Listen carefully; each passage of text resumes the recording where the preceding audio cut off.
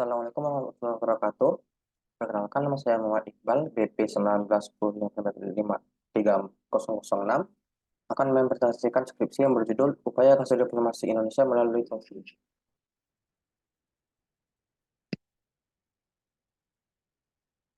Latar belakang, kopi adalah komoditas unggulan Indonesia dalam menengah internasional, karena rasanya yang khas dan representasi budaya Indonesia. Perkembangan kopi selalu didorong dengan rata-rata produksi adalah 700.000 ton per tahun atau 9% dari produksi kopi dunia. Indonesia melakukan gastrodiplomasi menggunakan kopi diawali pada festival tahun 2012 yang pertama Indonesian Coffee Festival. Pada masa Presiden Joko Widodo tahun 2018, Presiden Joko Widodo memberikan perhatian lebih terhadap perkembangan kopi Indonesia baik dalam program lingkup industri, produksi, perdagangan, dan diplomasi. Masa masalah, Indonesia sudah lama menerapkan gastrodiplomasi namun masih belum maksimal. Tahun 2018, Pemerintah Joko Widodo mulai mendorong gastrodiplomasi dan menggunakan diplomasi sebagai alatnya. Minum kopi sudah jadi tren sendiri di dunia.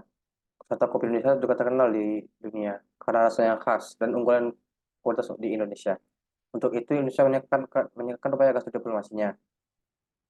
Pertanyaan penelitian, bagaimana upaya yang dilakukan oleh Indonesia dalam melaksanakan gas diplomasi melalui kopi?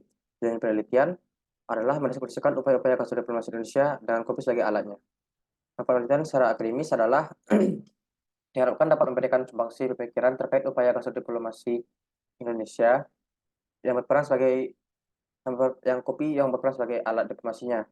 Secara praktis, diharapkan dapat menjadi sumber tambahan referensi kepada pemerintah negara terkait permasalahan seputar diplomasi, terutama gastrodiplomasi, dan penerapan kopi dalam kegiatan diplomasi tersebut. Jadi pustaka, menggunakan 5 seri pustaka, pertama dari jurnal yang berjudul Analisis Dasar Kopi Indonesia dari Helena Baso dan Reti Anita, lalu jurnal Adedi Pijajanti berjudul Gastrodiplomasi, Upaya Berkepat Diplomasi Indonesia. Yang ketiga, Paul S. Rockefeller yang berjudul Gastrodiplomasi.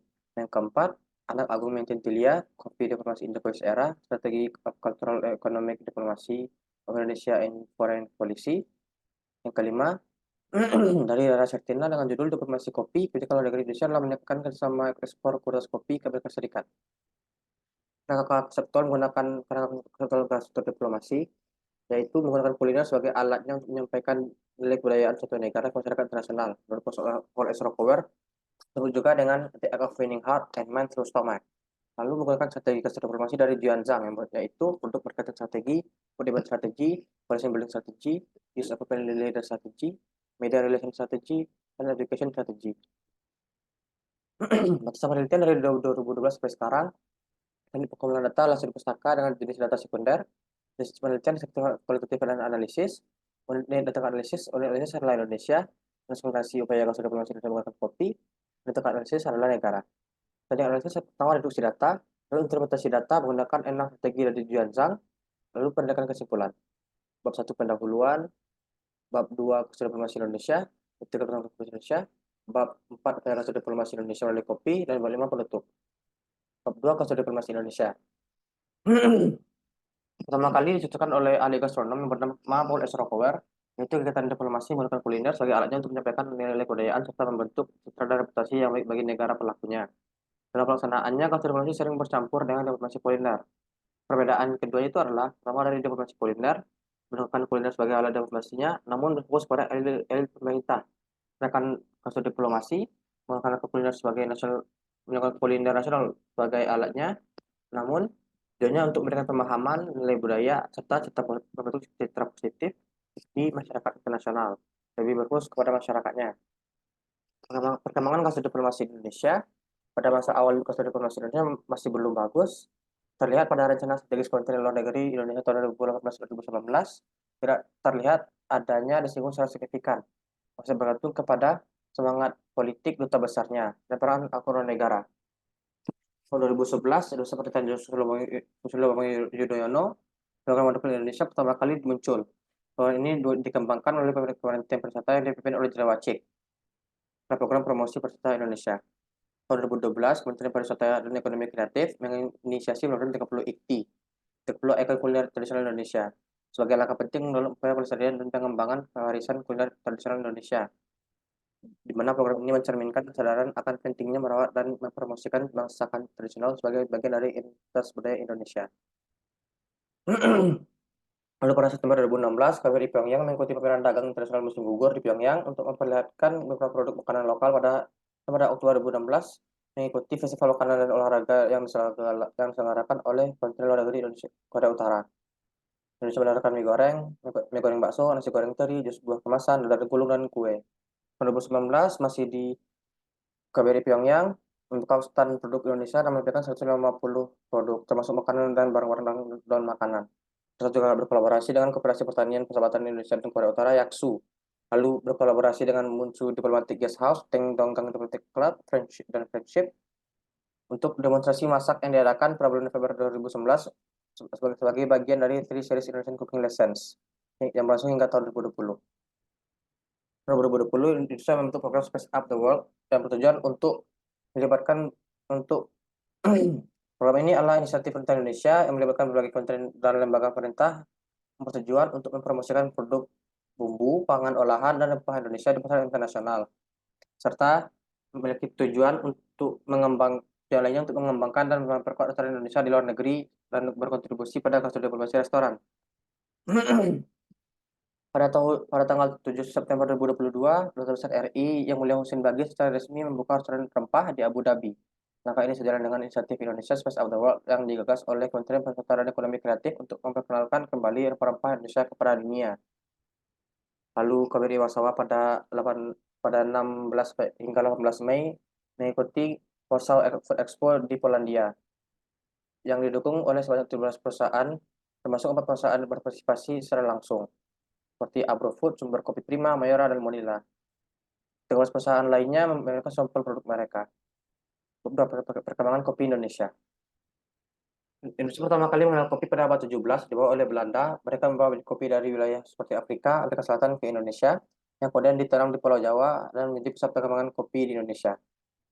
Seiring berjalannya waktu, kopi Arabica mulai menyebar di pulau lain di Indonesia, yang membuat perkembangan ini cukup pesat. Dan Indonesia menjadi salah satu produsen kopi terkemuka di dunia. Setiap jenis kopi memiliki karakteristik dan cita rasa yang unik tergantung kepada daerah tempat kopi tersebut dibudidayakan. Kopi yang dihasilkan oleh Indonesia dapat mendapatkan pengakuan internasional seperti kopi Arabica dari Aceh, kopi Arabica Ketamani dari Bali, kopi Arabica Toraja dari Sulawesi, kopi Wamena dari Papua, dan kopi Robusta dari Temanggung dari Jawa Tengah. Tahun 2012, Erento Kaslam melakukan reformasi menurut Erento Kaslam, Indonesia melakukan reformasi kopi melalui festival yang pertama Indonesian Coffee Festival 2012 melalui reformasi kopi Indonesia di kancah nasional dan internasional. Dan pada masa pemerintahan Joko Widodo, Presiden Jokowi memberikan perhatian terhadap perkembangan Indonesia baik dalam lingkup industri, produksi maupun perdagangan dan diplomasi. Banyaknya kopi yang dihasilkan Indonesia membuat Indonesia berhasil menjadi negara keempat dalam jajaran penghasil kopi terbanyak di dunia, setelah Republik Kolombia, Vietnam, dan Brazil pada tahun 2018. Dan berhasil diekspor ke Australia, Malaysia, Singapura, dan negara Eropa, dan berhasil menjual sebanyak 250.000 ton. Lalu Indonesia memiliki kebun kopi yang cukup luas, yang mana kebun itu terdiri dari kebun swasta, dari perusahaan swasta, dan rakyat. Dan tahun 2021, produksi kopi berjumlah 774,6 ribu ton, berada di urutan keempat dari kelapa, karet, dan kelapa sawit.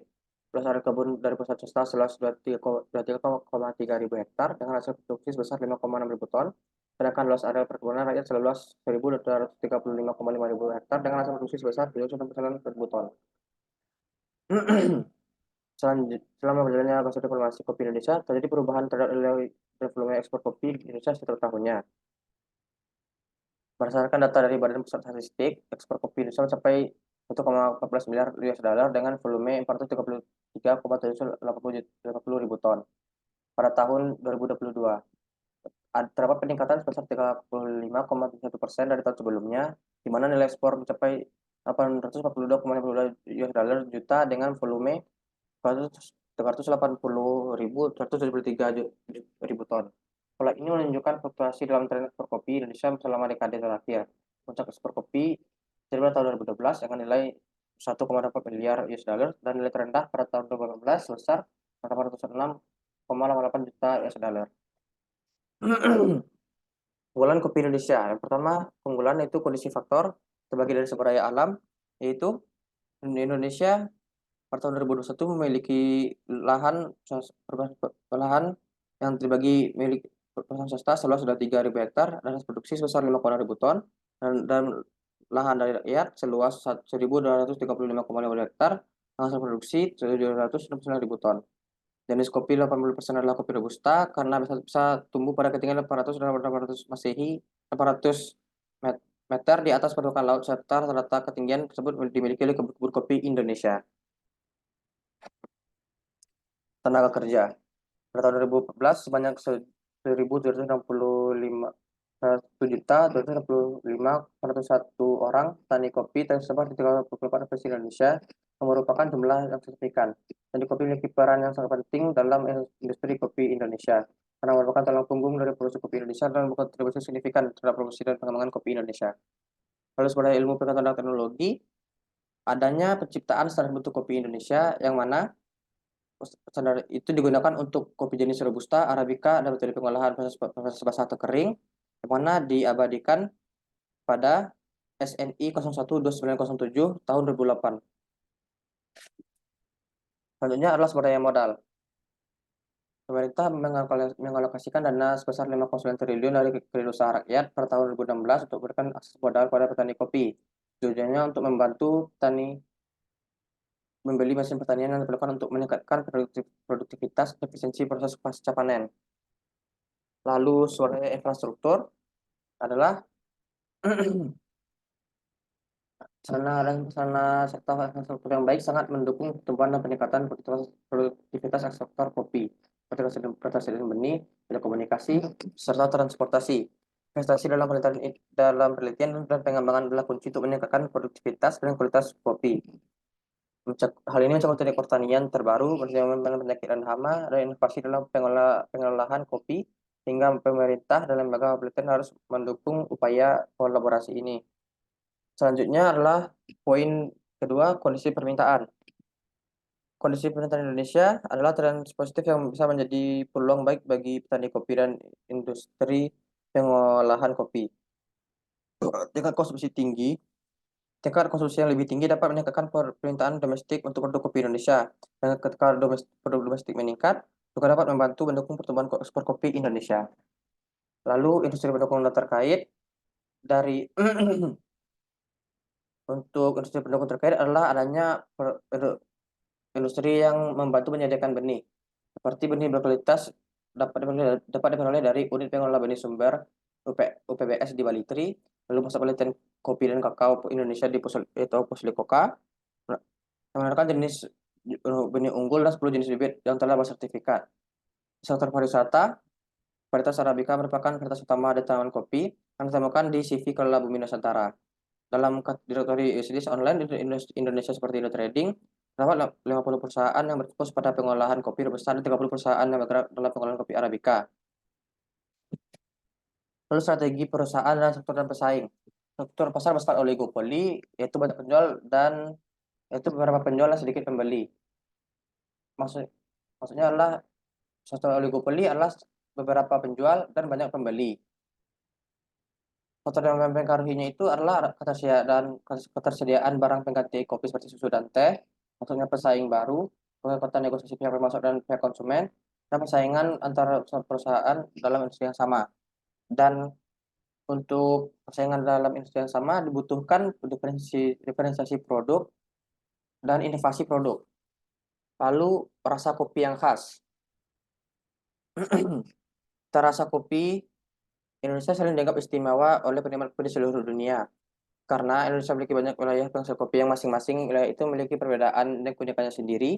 Hal inilah yang menjadi faktor utama yang memungkinkan Indonesia menghasilkan berbagai jenis kopi unggulan dengan karakteristik yang berbeda-beda. Keunggulan kualitatif yang stabil. Keunggulan kualitatif Indonesia stabil, yaitu dibandingkan dengan Brazil, Vietnam, dan Kolombia. Brazil berjumlah 14,38, Vietnam 7,93, Kolombia 31,38, dan Indonesia 3,82. Namun selama 11 tahun terakhir stabil pada rentang nilai 5,33 dan 2,57. Berbeda dengan Brazil, Vietnam, dan Kolombia yang fluktuatif. Selanjutnya adalah tantangan kopi Indonesia. Yang pertama, perkebunan yang masih kurang. Perkebunan Indonesia masih kurang dibandingkan dengan Vietnam, di mana pada tahun 2017 perkebunan kopi Indonesia hanya mencapai 1,4 juta hektar dengan 133 hektar di adalah perkebunan Robusta, dan 307 hektar lainnya untuk perkebunan Arabica. Dan 90% dari perkebunan ini dikelola oleh petani kecil. Kualitas produk kopi Indonesia hampir sebagian besar adalah biji Robusta, yang mana kualitasnya tidak sebagus biji Arabica. Yaitu 80% biji kopi yang dihasilkan Indonesia adalah biji kopi Robusta. Selanjutnya adalah kondisi cuaca. Kondisi cuaca yang buruk mempengaruhi hasil panen dari kopi, di mana setiap jenis kopi memiliki rentang suhu optimal yang berbeda-beda, pada antara 18 hingga 20 derajat Celcius, 23 derajat Celcius, tergantung pada fase pertumbuhan yang sedang berlangsung. Namun, penelitian menunjukkan bahwa setiap kenaikan suhu sebesar 1 derajat Celcius dapat menyebabkan penurunan produksi kopi sekitar 3,04% dari total produksi kopi. Dan hal ini terjadi karena perubahan iklim yang tidak menentu serta pemanasan global yang mempengaruhi iklim. Lalu alternatif usaha petani kopi. Biaya personal hingga masa panen sekitar 6,7 juta per ton, bisa bervariasi tergantung pada luas lahan yang dimiliki petani. Berkisar antara 0,5 hektar hingga 1,2 hektar, 1 sampai 2 hektar. Dalam setahun masa panen kopi hanya terjadi sekali. Maka untuk menanggulangi masalah ini, petani kopi sering melakukan usaha lain seperti berdagang atau terkadang mengganti komoditas kebun mereka. Lalu permintaan pasar. Permintaan pasar sangat sulit dipenuhi karena sedikitnya petani serta banyaknya pembeli, di mana belum lagi dengan hasil panen kopi yang terkadang tidak terlalu banyak, sehingga membuat harga kopi menjadi bersaing dan hanya terjual kepada pembeli yang mampu membayar dengan harga mahal. Mafia menaikkan harga. Adanya penurunan harga dari mafia atau tengkulak menyebabkan harga kopi menjadi fluktuatif dan tidak stabil, dan merugikan petani kopi serta konsumen, serta menciptakan kesenjangan antara harga yang diterima oleh petani kopi dan harga yang dibayar oleh konsumen akibat dari adanya penurunan harga dari mafia ini. Selanjutnya, keempat adalah upaya konsolidasi Indonesia melalui kopi. Pertama, produk marketing strategi, yaitu strategi yang berfokus kepada mempromosikan produk yang menjadi alat dari gestur diplomasi. Yang pertama contohnya adalah Coffee Jebarano. Tanggal 26 Februari 2020, misal Jawa Barat, mereka di Melbourne, sebuah kota yang terkenal dengan budaya kopi, dijuluki sebagai the capital of coffee culture down under, yang di mana kafe ini diresmikan oleh Ridwan Kamil, wali kota Melbourne, Mohon Lord Mayor Sally Cape di Flinders Lane. Serta tujuan didirikannya ini adalah untuk memperkuat kerjasama ekonomi antara Jawa Barat dan Melbourne. Lalu, My Bali Coffee yang didirikan pada bulan Oktober 2020 oleh Sasha Bayu Handoyo, seorang pengusaha Indonesia yang berdomisili di Jerman, di mana kafe ini menyajikan produk kopi dan unggulan Indonesia seperti Tiger, Kopi Gayo Aceh, Mandeling, Balistar, Kopi Bali, Luwak, Lintong, dan Robusta. Dan semuanya diperlangsung dari Indonesia. Tak lupa dengan aksesoris kafe yang dipenuhi yang berdasarkan kerajinan rotan khas budaya Bali. Lalu kopi kalian. Kopi kalian adalah kedai kopi yang beroperasi di prefektur Tokyo, Jepang, yang merupakan usaha milik Kenny Irawan Cahyadi. Usaha Indonesia yang bertetap di Tokyo didirikan pada tanggal 24 Desember 2020. Alasan pendirian kopi ini adalah untuk membantu mendukung industri kopi Indonesia serta keinginan untuk memperkenalkan kopi Indonesia kepada dunia. Sebenarnya adalah food event strategy. Food event strategy adalah strategi yang berfokus kepada mendirikan pameran atau ikut pada pameran untuk mempromosikan produk. Pertama adalah Indonesia Coffee Festival 2012, yaitu Kementerian Pariwisata dan Ekonomi Kreatif Pemerintah Kabupaten Gianyar, Kerajaan Ubud, Asosiasi Kopi Spesial Indonesia, Kontes Kopi, dan Blogger Kopi bekerja sama untuk menyelenggarakan acara pertama Festival Kopi Indonesia yang diberi judul Indonesia Coffee Festival 2012 di Ubud, Bali. Berlangsung selama 15-16 September 2012, bertempat di Museum Kue Lukisan Ubud, Kabupaten Gianyar, Bali. Lalu food event strategi. Pada tahun 2012, Koperasi Pelestari Budaya Nusantara bersama dengan Kementerian Perdagangan dan pihak terkait lainnya menggelar Indonesia Coffee Week yang, di, yang diadakan pada World Expo Milano 2015 di Milan, Italia. Acara ini berlangsung selama 1 minggu, menampilkan beragam jenis kopi terbaik yang berasal dari seluruh Indonesia. Ricky Alfarizi sebagai Kepala Riset Kuliner KPBN menyatakan bahwa Indonesia Coffee Week ini memiliki fokus pada hubungan bisnis antar bisnis. Promosi kopi di World of Coffee 2016. 2016, Kementerian Perindustrian telah mengkoordinasikan upaya promosi berbagai produk kopi spesial Indonesia pada pameran World of Coffee yang diadakan di Dublin Society (RDS) Irlandia. Berbagai jenis kopi dari berbagai daerah di Indonesia yang dipamerkan, termasuk kopi Arabica dari Kerinci, Jambi, Temanggung, Jawa Tengah, Toraja, Sulawesi Selatan, Malayang, Jawa Barat, dan Solo, Sumatera Barat. Setelah itu, untuk kopi Robusta ada yang berasal dari Bengkulu, Flores, Manggarai, Tenggara Timur, dan Papuan Bali. Indonesia Coffee Day 2018, tahun 2018, Indonesia menggelar Indonesia Coffee Day 2018 di London. Pemain industri kopi dari Indonesia terlibat dalam upaya diplomasi ekonomi Indonesia untuk meningkatkan kehadiran kopi Indonesia di Inggris, baik dalam hal kualitas maupun ekspor kreatif, serta menjadi prioritas diplomasi ekonomi Indonesia di London.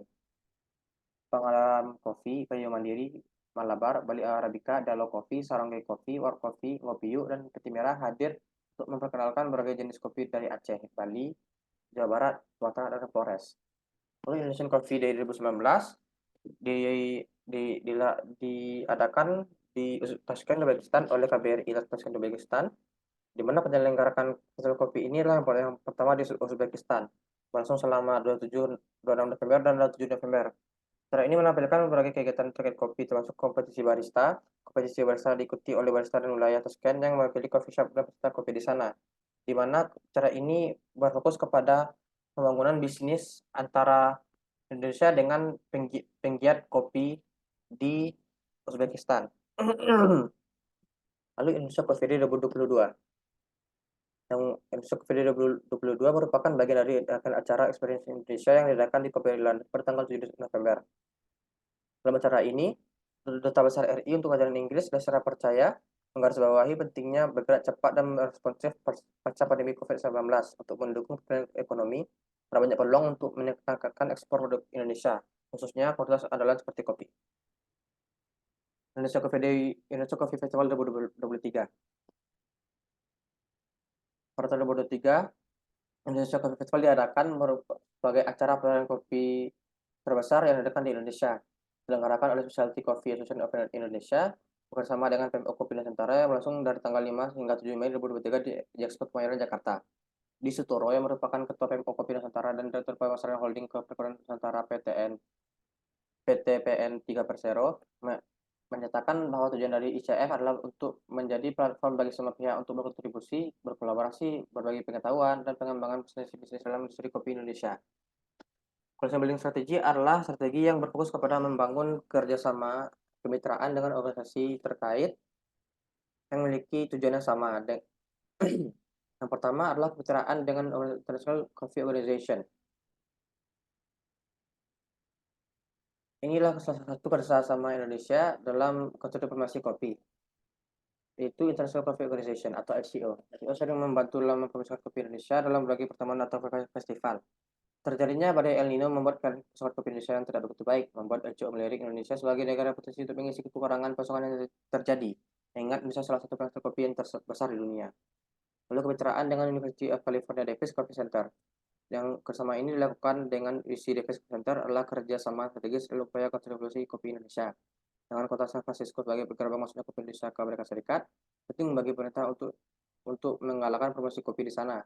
Karena akan tinggi kemungkinan masyarakat kota San Francisco akan mencicipi langsung kopi Indonesia.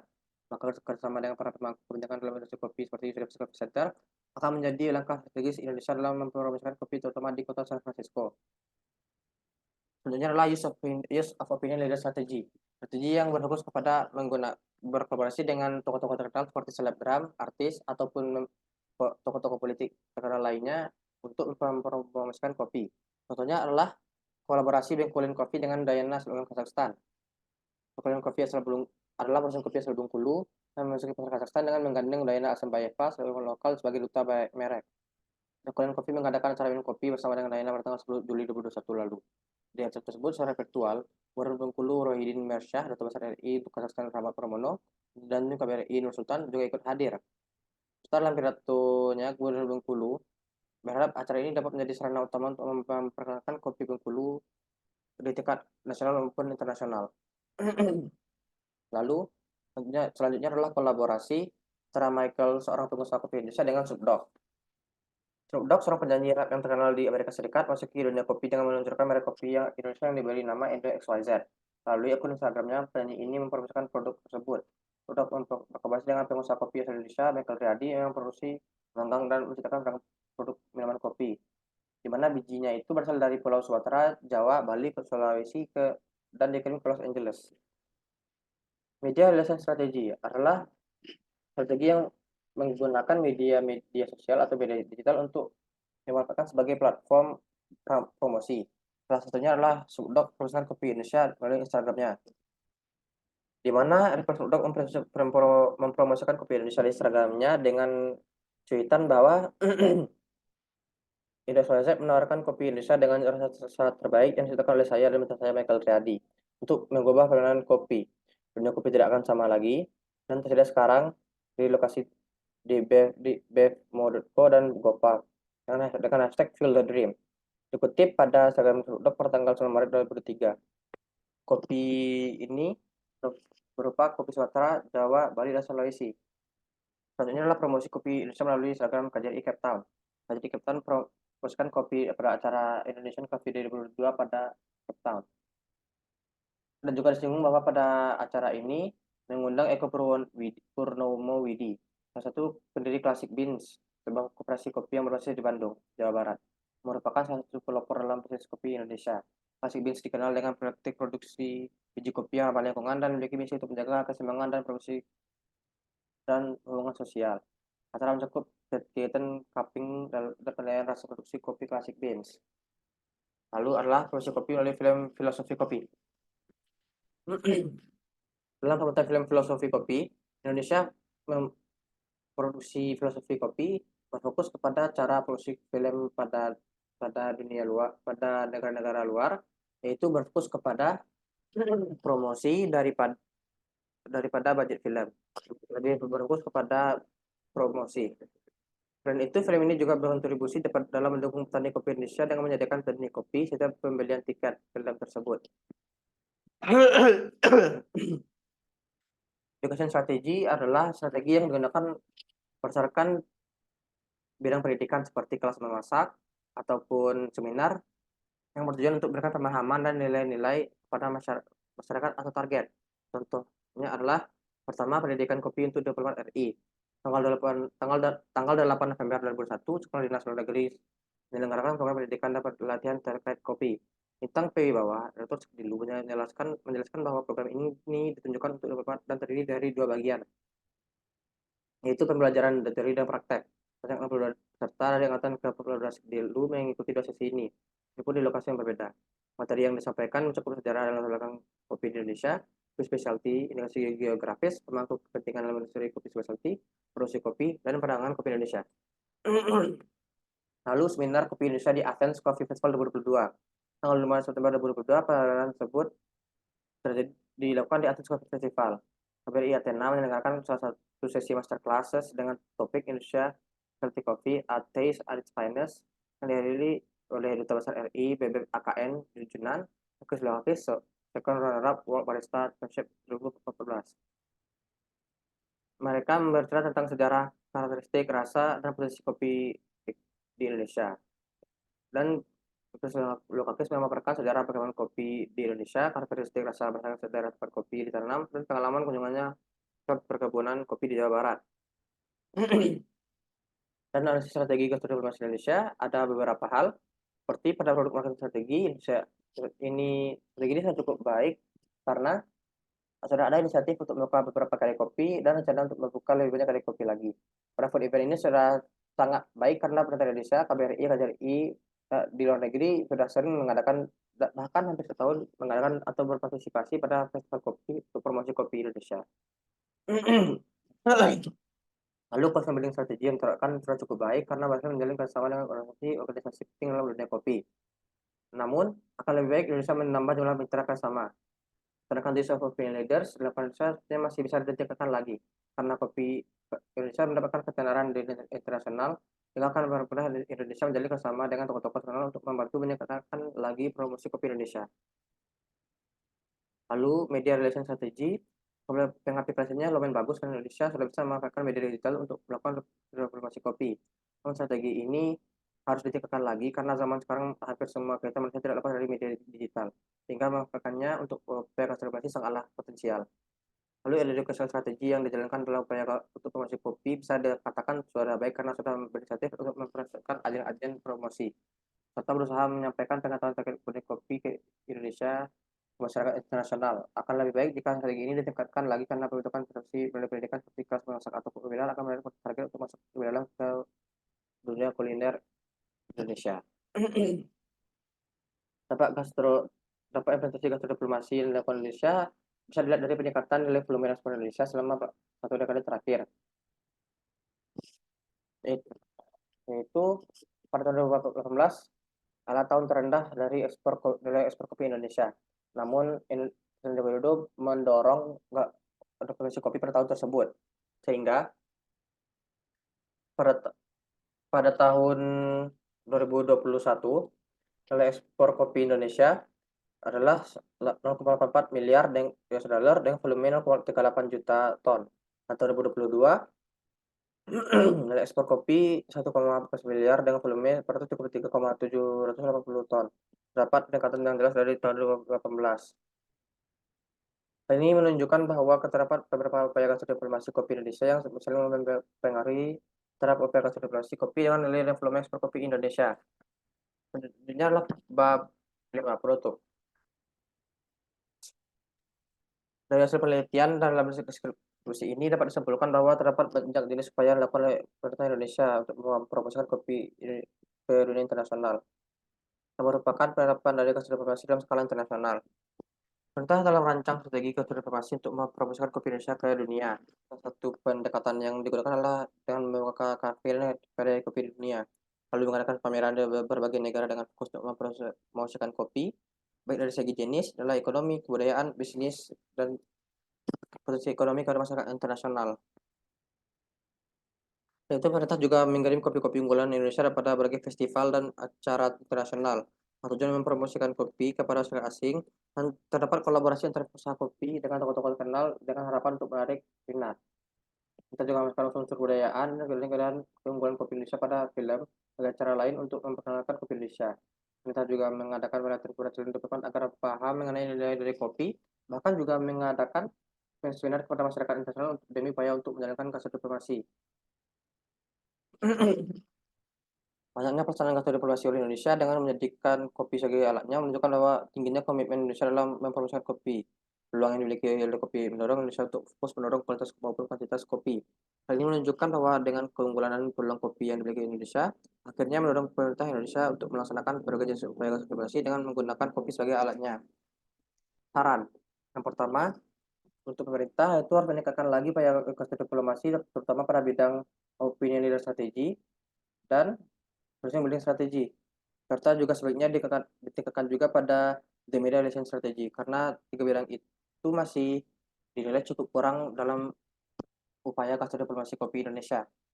Lalu pemerintah juga sebaiknya meningkatkan kuantitas dan kualitas kopi Indonesia seperti peningkatan jumlah lahan kebun kopi, melibatkan penggunaan teknologi dalam pengelolaan panen dan panen, mitigasi gagal panen akibat kondisi cuaca, dan adanya kolaborasi dengan bidang teknologi dan pendidikan agar bisa menghasilkan biji kopi yang berkualitas.